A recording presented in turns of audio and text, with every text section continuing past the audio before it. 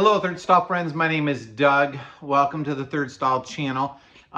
If this is your first one on a Subaru named Ruby, I encourage you to go back and watch the first two and just join the story of the resurrection of a 2010 Subaru Forester named Ruby. It's my daughter's car.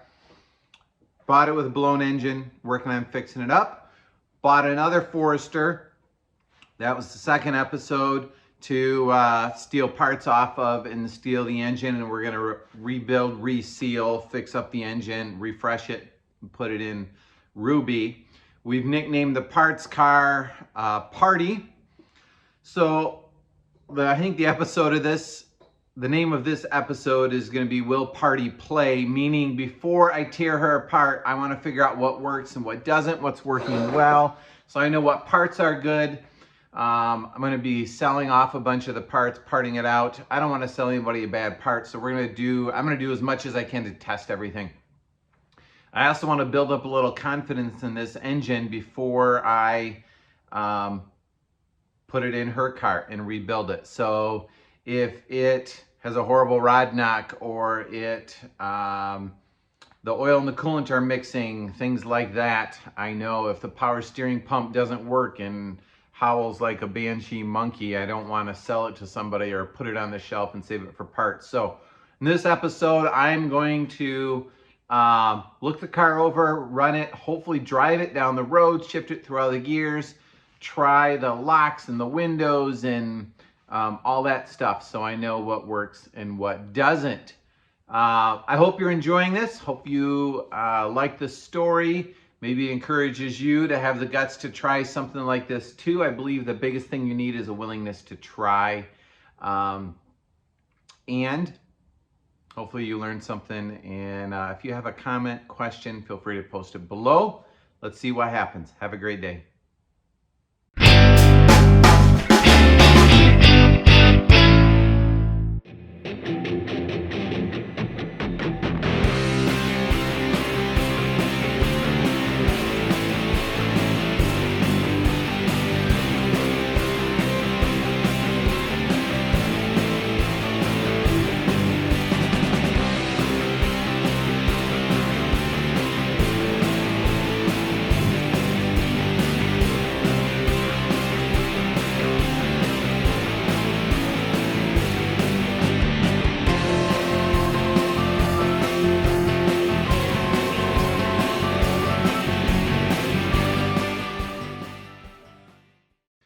All right, so the loose stuff is out in the front right corner. Took the fender off, all the plastic stuff.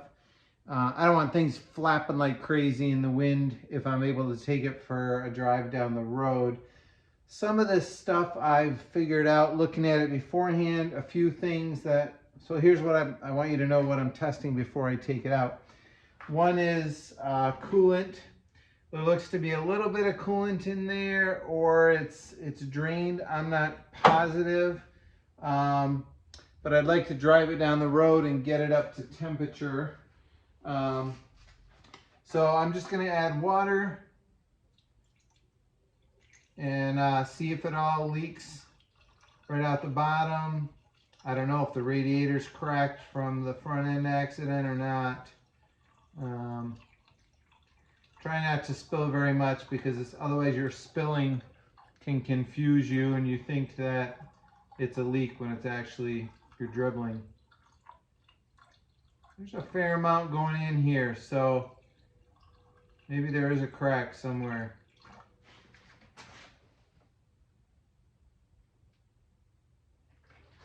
I don't see any yet.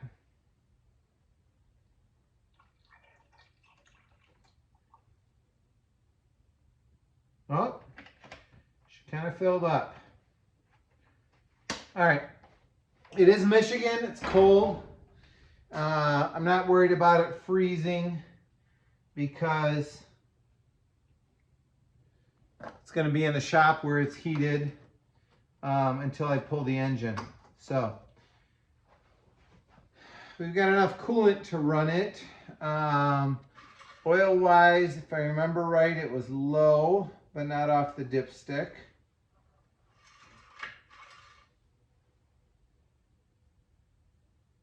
It's pretty low.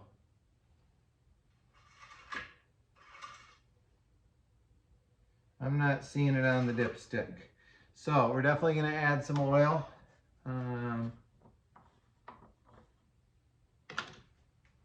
To it before we run it. Let's get some oil.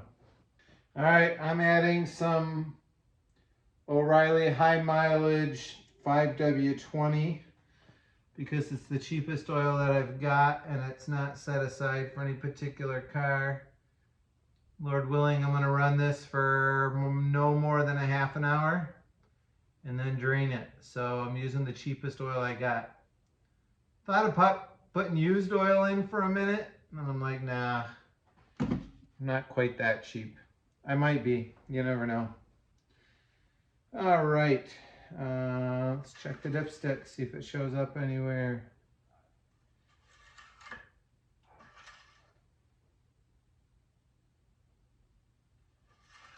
It's either slow or she was quite low.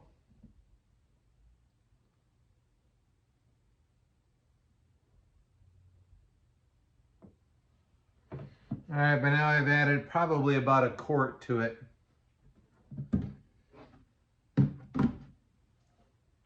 Thought I remember when I checked this car out at the auction yard that the oil was on the dipstick, but I'm remembering wrong.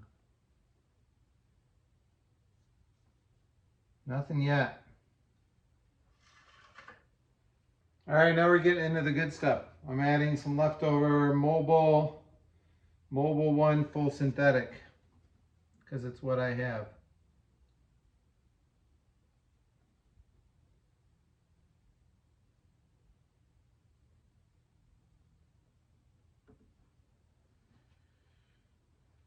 All right, that was about another half quart.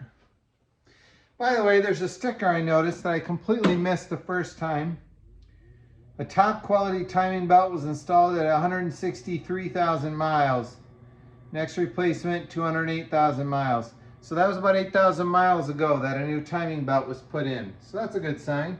Might not need to replace that. All right, looks like it is maybe just showing up on the dipstick.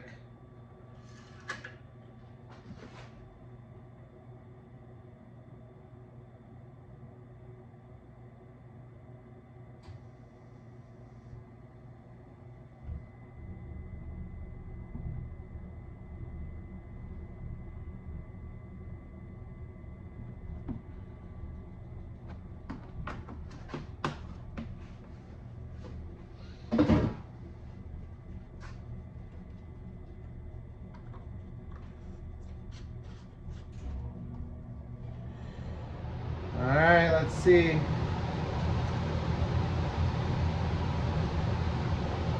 We're definitely on the dipstick. I think we're about at the low mark now. They're adding about a quart and a half. Oh, now we're halfway up.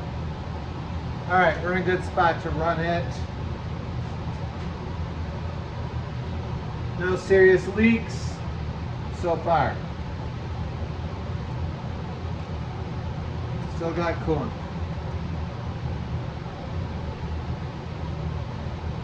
We got windshield washer fluid. All right.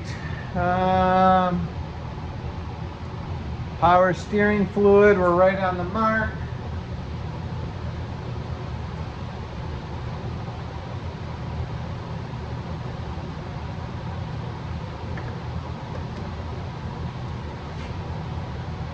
Brake fluid's actually just a touch high, but not bad.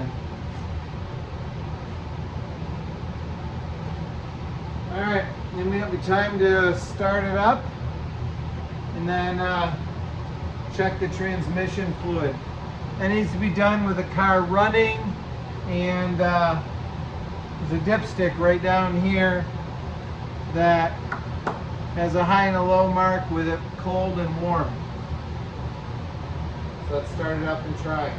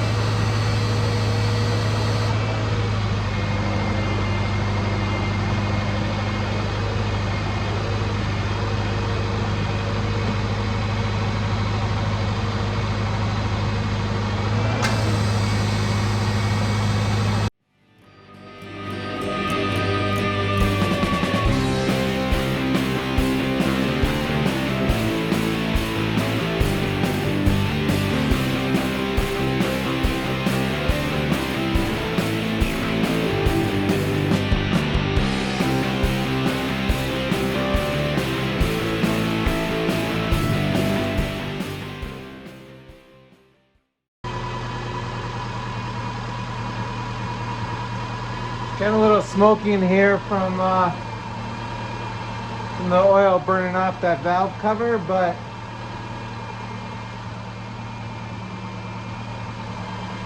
overall it's running nice and smooth.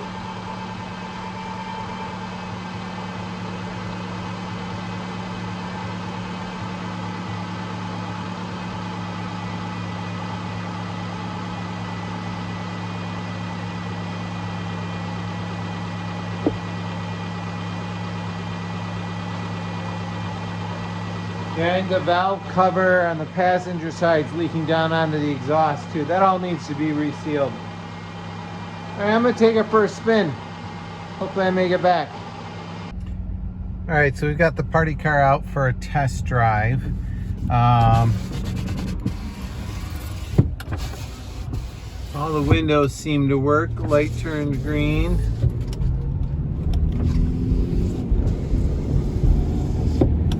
Back one works as well. The check engine light and the traction control light are on, as well as the headlight, because I've got the headlights on. Rear windshield wipers work. High, medium, low, delay.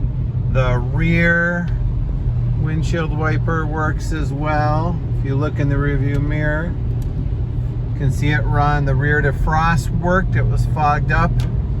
I hit that little button. You can tell the elements in the back heated up and the windshield cleared up. Heater controls all seem to work. It's like 35 degrees out, so I can't really test the air conditioning.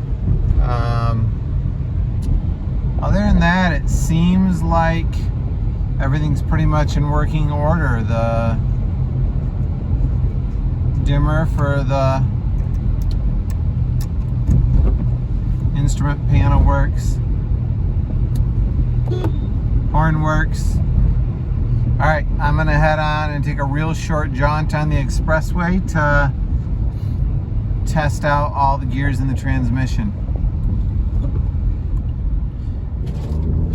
All right, here's our on-ramp. I think we're in second gear. Pretty much have it floored. Another gear.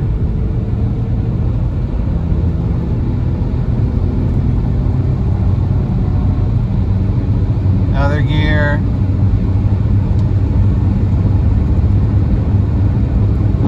Everything's nice and smooth so far. A little bit of an alignment issue, but the front right corner was hit and the tires are pretty bald. I feel pretty good about all those shifts. That was nice and clean and smooth. Nothing irregular about that.